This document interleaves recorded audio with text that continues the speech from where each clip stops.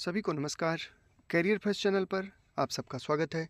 Dictation लिखने के लिए तैयार रहें। Ready, start.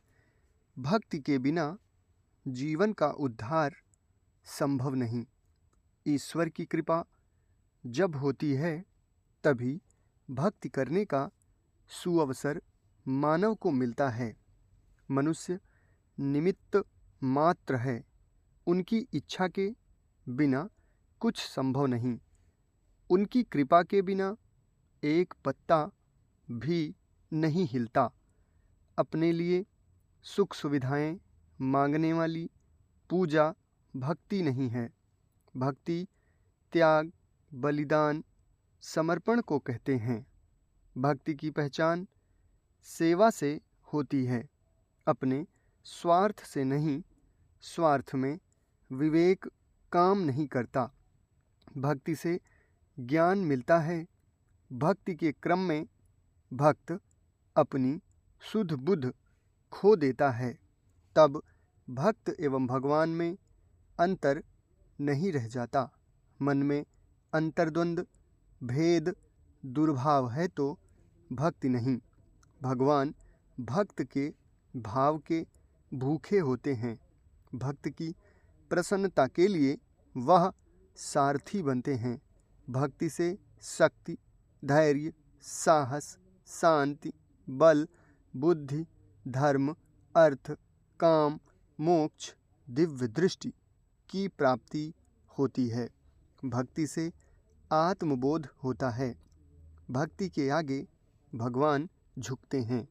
दुनिया में भक्ति से बड़ा कोई कार्य नहीं।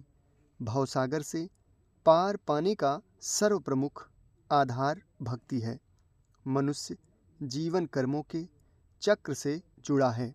यदि पूर्व जन्म के कर्म अच्छे नहीं रहे हों तो उनका फल भी इसी जन्म में भोगना पड़ता है। हमारी पूरी पृष्ठभूमि उन्हीं कर्मों के आधार पर निर्धारित होती है। इसे प्रारब्ध की संज्ञा मिली है। पूर्व जन्म के कर्मों के अनुसार मनुष्य की मनोवृत्ति और विचार बनते हैं, जो उसे इस जन्म में कर्म करने के लिए प्रेरित करते हैं। अंत में आता है कर्मफल, जो इस जन्म में किए जा रहे कर्मों के आधार पर तय होगा। चूँकि प्रारब्ध को बदला नहीं जा सकता, तो मनुष्य को सहर्ष ही उसे स्वीकार कर लेना चाहिए। बेहतर यही है कि संचित कर्मों के फल को पूरा करने के लिए मनुष्य को कर्मयोग का मार्ग अपनाना चाहिए। इस मार्ग में मनुष्य प्रत्येक जीव में ईश्वर को देखते हुए अपना कर्म करता है और कर्म फल ईश्वर को समर्पित करता है। इस प्रकार वह संचित कर्म फल से मुक्ति पाता हुआ अपने आगामी कर्मों के फल से भी मुक्त हो जाता है। ईश्वर प्राप्ति के लिए ज्ञान, भक्ति और कर्मयोग बताए गए हैं। निष्काम कर्म को कर्मयोग माना जाता है। जिस प्रकार भक्ति द्वारा भगवान की पूजा की जाती है, उसी प्रकार कर्मयोगी अपने कर्म फल को भगवान को अर्पण कर अपनी श्रद्धा प्रकट करता है।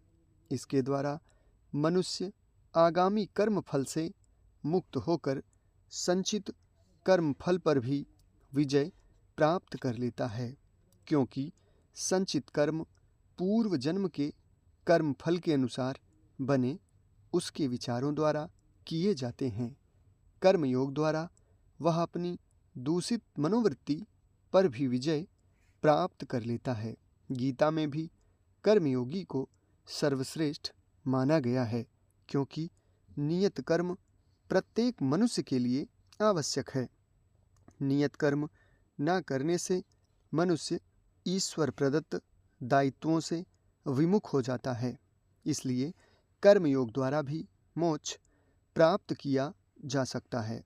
इसलिए प्रत्येक व्यक्ति को कर्मयोगी बनकर अपनी मुक्ति सुनिश्चित करने का प्रयास करना चाहिए। समाप्त। धन्यवाद।